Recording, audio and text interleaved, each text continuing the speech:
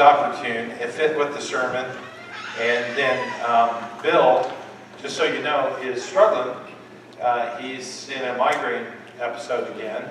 So he wasn't here Thursday, and I told Thana, hey, just tell Bill I'll handle the communion meditation. And I had a little idea anyway, so this worked out.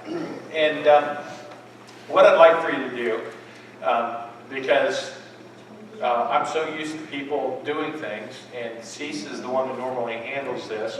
Our mission for the month is eyes, and we've got a little video to play. Keep the lights off, Richard. But if you will, watch this video about eyes. It's only 3 minutes long, and I think you're going to be impressed with what they do. Yeah. Ta-da. There are over 6,500 people groups who have never heard the gospel of Jesus. Around 218 million people are affected by natural disasters each year. Nearly 11% of the world's population is undernourished. 1.2 billion people live on less than $1.25 a day. Some 53% of the human population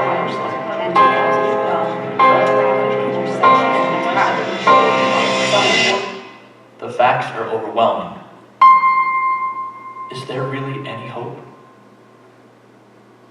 Yes, there is hope. Friends and co-workers, brothers and sisters, mothers and fathers, grandmas and grandpas all around the country, and you can make hope possible. International Disaster Emergency Service is here to equip you to provide help and hope. Together, our mission is to meet physical and spiritual needs of suffering people throughout the world in the name of Jesus Christ. We cannot do it without you.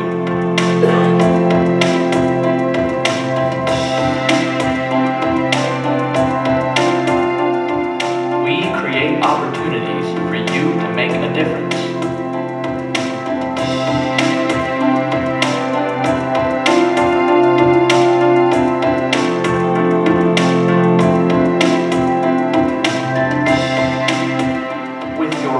Two hands, you can build hope.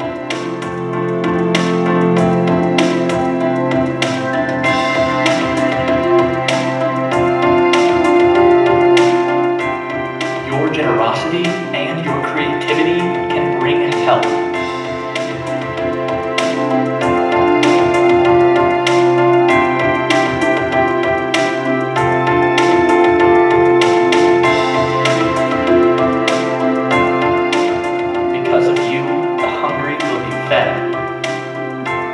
Because of you, the thirsty will be relieved. Because of you, the poor and the desperate will be served.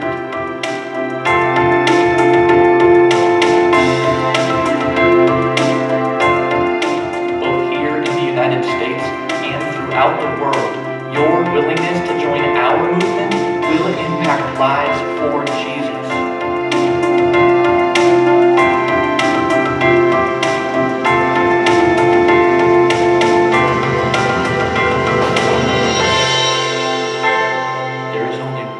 Question to ask. Are you ready?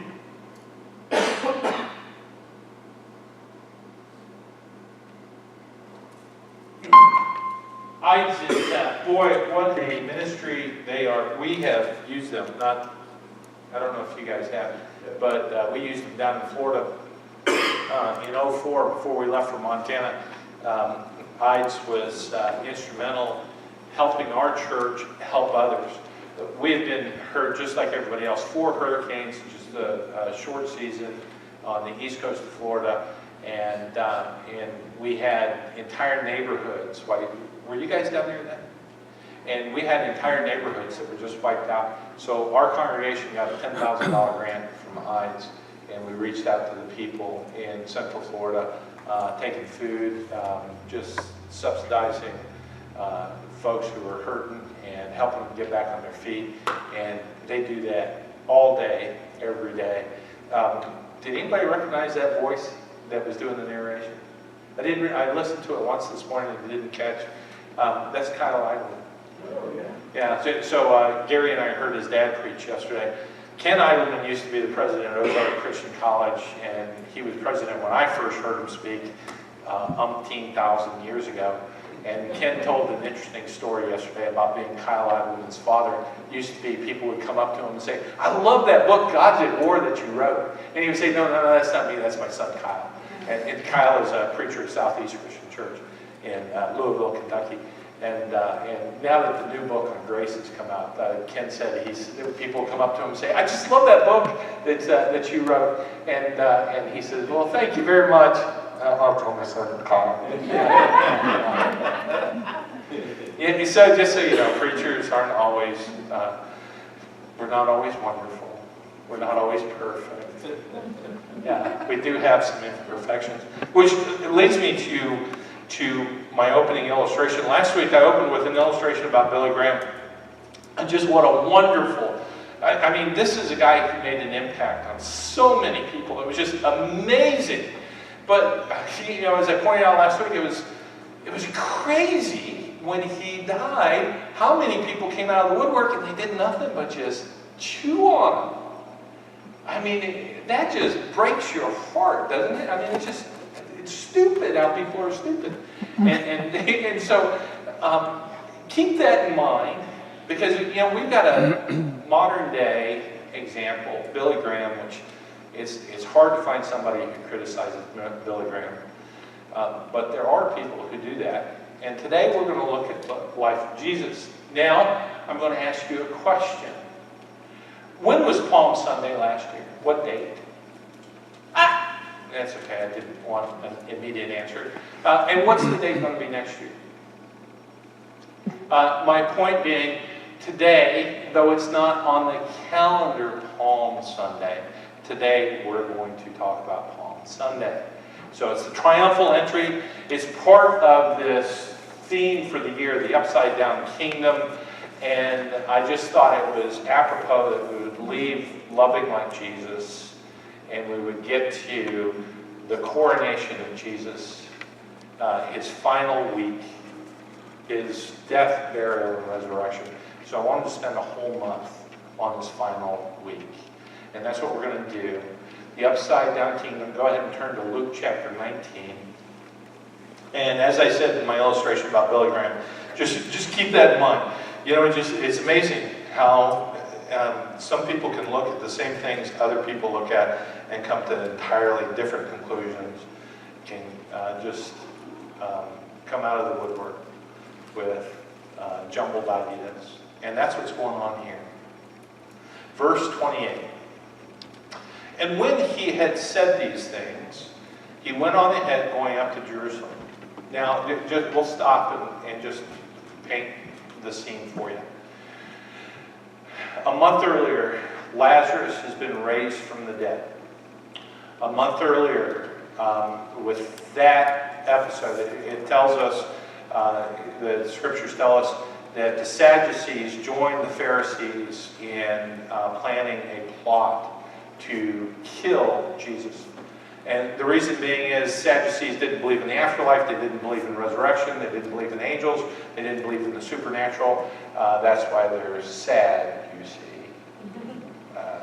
So the Sadducees didn't believe in any of that stuff, and here's Jesus. He raises this guy just a few miles, a couple of miles from Jerusalem, just on the other side of the hill, as a matter of fact, raises them from the dead, and that gets them all worked up. So the Pharisees already hated Jesus, and were already just plotting to take him down. For 3.5 years, they've been working and trying to take him down.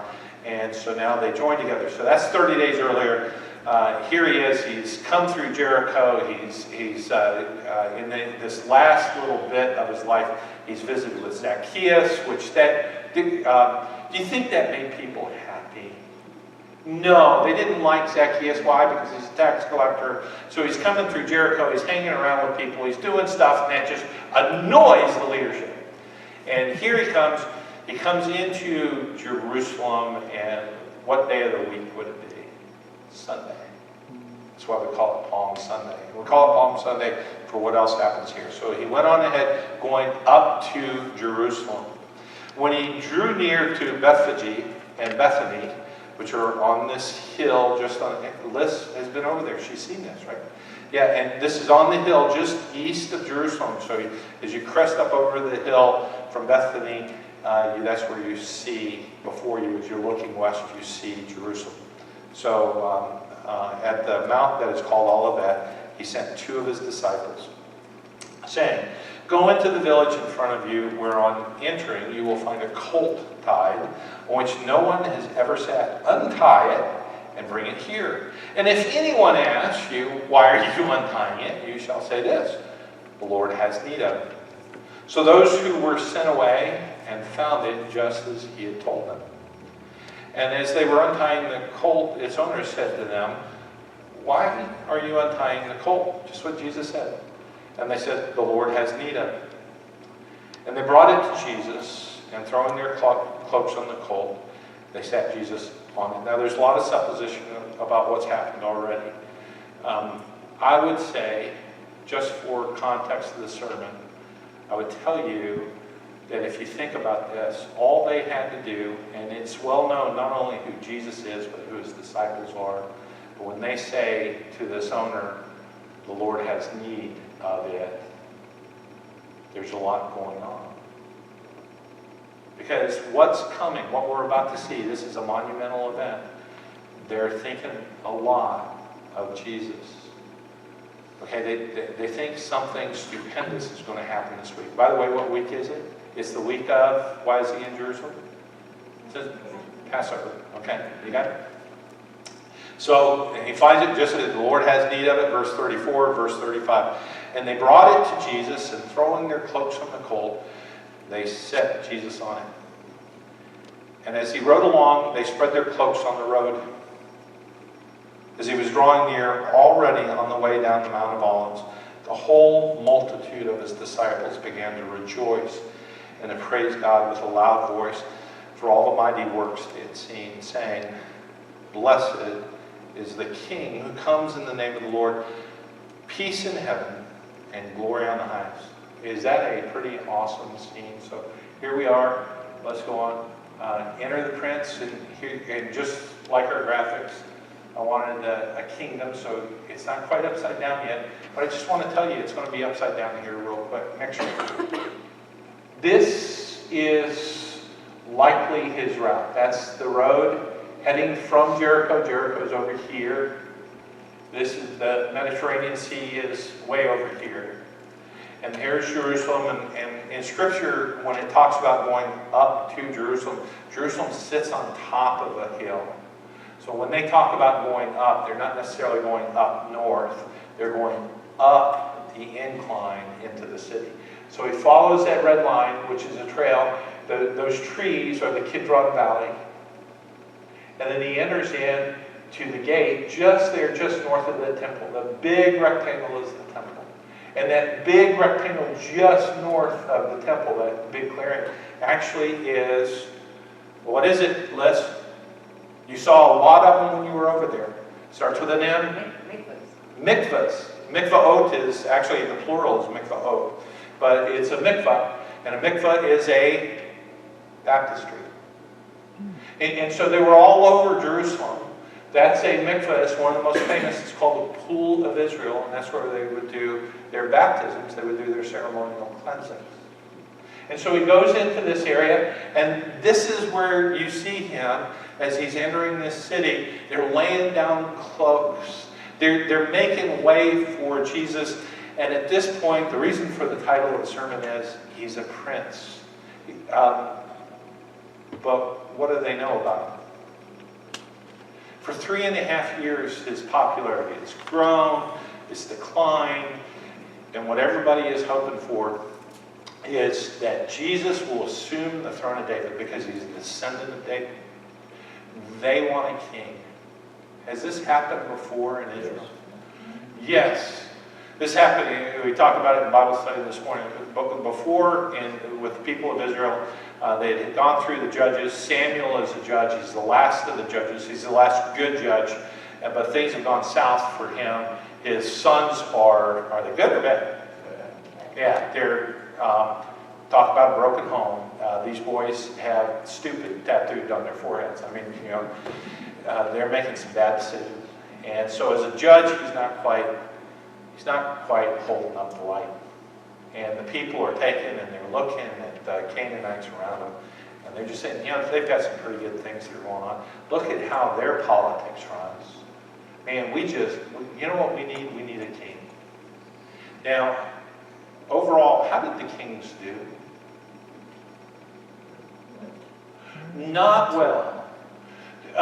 They were their greatest era in the history of Israel. Just so you know what's going on. Here's Jesus. We know him as the Son of God. We know him as the Messiah. That's our perspective.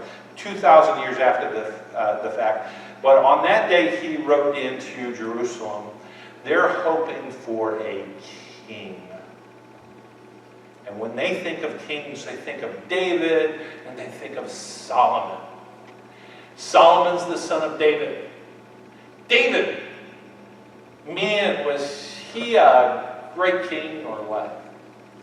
Yes, no? You can reply. We've got a small crew. Yes and no. No. I don't know. Hey, I'm up here on my rooftop and there's a babe over there.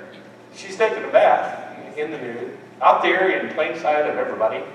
By the way, if we had children in the room, would we usher them out of the room right now? Yes, we would. Why? Because was that an X-rated scene or not? Yeah, that was an X-rated scene. So what does David do? Hey, let's send Bathsheba over. And he kind of woos her, and things happen between men and women that happen sometimes between men and women. What's the problem? She's married. How does he solve the problem, especially when she comes up pregnant? Sends her husband to the front line. Is that really a good and righteous man? I'm just thinking, so here's David. What was David's saving grace? He was a man after God's own heart. Now let's look at Solomon. When I entered into the ministry, when I was a kid and I was just praying about becoming a minister and being God's man, one of the things I prayed for is I just prayed to have the wisdom of Solomon. But what would my but be? Do you want the wisdom of Solomon? Was he a pretty wise guy? Yes, and what does Scripture say? He was wiser than any who preceded him, and he's going to be wiser than any who followed him. So you couldn't ask to be as wise as Solomon.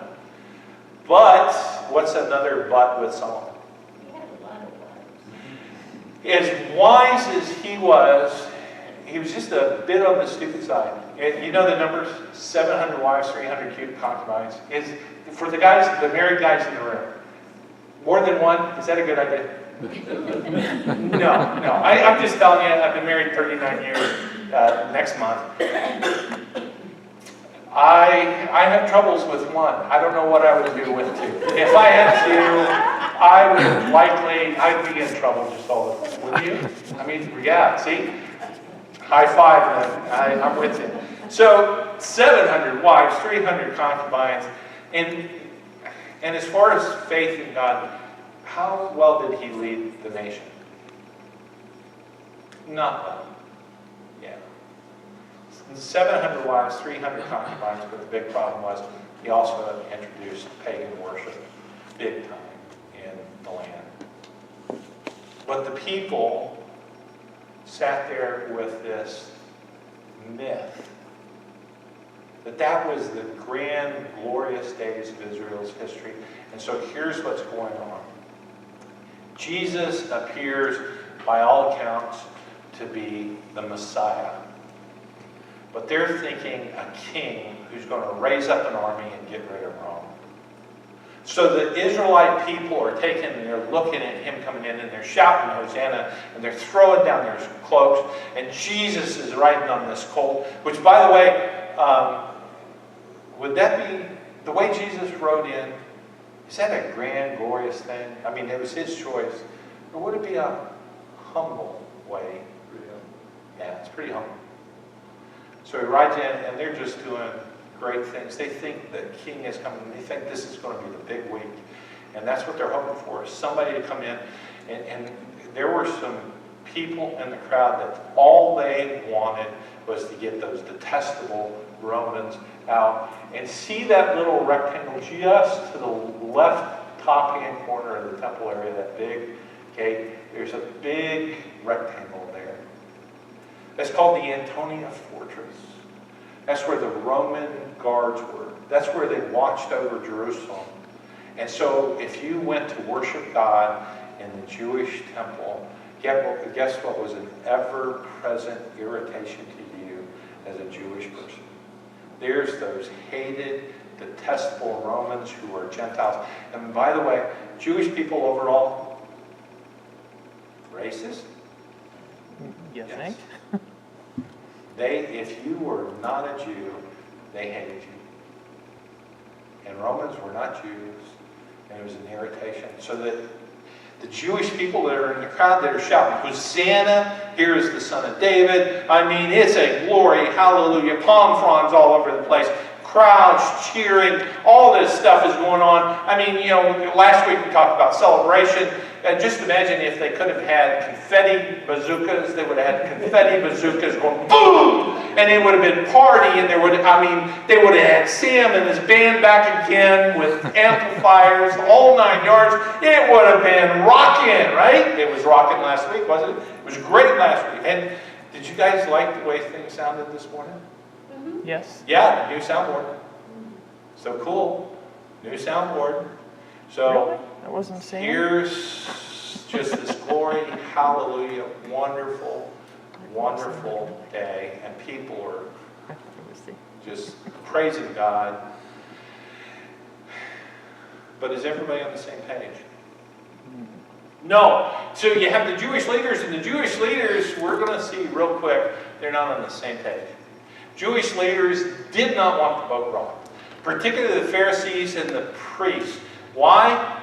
You know, there was one thing that the Romans brought to them: stability. You know, they weren't all that thrilled about who was on the throne or not on the throne. What they cared about was, you know, as long as I'm making money. Because what's Jesus do? This is Sunday. What's he do on Monday? Tosses the temple. He goes in. I mean, you know, imagine a room 10 times as big, 100 times as big as this room. Just imagine this area, and it's supposed to be the place you go in to worship God. And they've got wall-to-wall animals and money changers and noise, and you couldn't walk from one corner to the next without bumping into somebody or something. And people could not worship God. And that's why Jesus says tomorrow he'll turn over those tables, and he says that Scripture says that my house is to be a house of prayer, and you've turned it into a den of thieves and robbers, right? And so they like that. The priests, the Sadducees, the Sanhedrin. Josephus tells us they were pocketing, and these are old numbers, so you want to modify them for inflation. These are numbers from 100 years ago. About 100 years ago, Edersheim wrote that they were clearing $3 million a year. So you multiply that by an easy 100. $300 million each and every year at Passover they were clearing from graft and corruption. If you were making money off of that, would you want it to continue? Would you want anybody to come in and disrupt all that? Now, what about the disciples? What do you think the disciples' mindset is? Were they happy to be there? No, they actually knew about the murder plot. They had been warning Jesus for a month. You got to stay away from Jerusalem. When he gets ready, just before he enters into Jerusalem, they say, Rabbi, Jesus, we're not thinking this is a good idea. They're out to kill you. So you got the scene. Do you see it? I mean, it's tough, isn't it? Now, by the way, not everybody is on the same page. And each one of those groups, for some of the Israelites, they were looking for change. They were looking for a real Messiah. You know, we've seen already some folks who are looking for a spiritual Messiah. And not all the Pharisees were bad. Do we know a couple that were pretty good? By the end of the week, 2 men, Pharisees, are going to take their lives in their hands, and they're going to go and they're going to get Jesus' body off the cross. One of them is going to put it in his own tomb. And they were marked men from that point forward. We don't know what happened to them afterwards, but just because of how much hatred the Jewish leaders had against Jesus, anybody who was aligned with him was in danger. So not all the Pharisees are bad guys, because Joseph of Arimathea is a Pharisee, and he's a follower of Jesus, and he's going to risk his life in just a week to go and get his body. And Nicodemus was a Pharisee, and he was such a chicken that, he came out in the middle of the night to see Jesus and talk to him. But in a week, he's going to be bold enough to walk out, get his body off of the cross, and join with Joseph and give that body some dignity and risk his life. So not all of them are on the same page. And by the way, are all the disciples on the same page? No, we talked about this in Sunday school this morning too. You have Judas, and you know he's going to betray Jesus, but I want to defend Judas just a little bit, because I think his motivation was he wanted the king. And the reason he kills himself before Jesus is even crucified, the reason Judas kills himself, I think, is because he regretted his actions in betraying Jesus. But you know, there's another group that's there, and they're watching all this happen, and who is that? It's us. So as we walk into Jerusalem on this day, this Palm Sunday, and all this is going on, let's just pay attention to what's going on next year. And some of the Pharisees in the crowd said to him, "Teacher, rebuke your disciples." It's the beginning of a long week. By the way, the persecution just escalates. It gets worse from this point forward. For the rest of the week, Jesus is just somber. You can tell things are different. The only thing, and since we're putting communion and offering at the end, let me just tell you, there's only one thing the entire week that gets Jesus pumped, excited. He grabs his disciples and he says, "You gotta look at this. This is great." Does anybody know what it is? It's a widow who has 2 copper coins the size of my fingernail right here. That's all she's got left in the world. And it's time for the offering. And she takes her widow's mites and drops them in the box. And that's the only thing that got Jesus excited, because he says, look, everything she has, she gives back to God. And I'll just tell you in advance before we get to the offering, if you're going to compare yourself to anybody, compare yourself to somebody like that before you give your offering. Am I doing that sort of giving? Because that's what God really pays attention to. By the way, I think that widow was probably taken care of for the rest of her life. So, verse 39.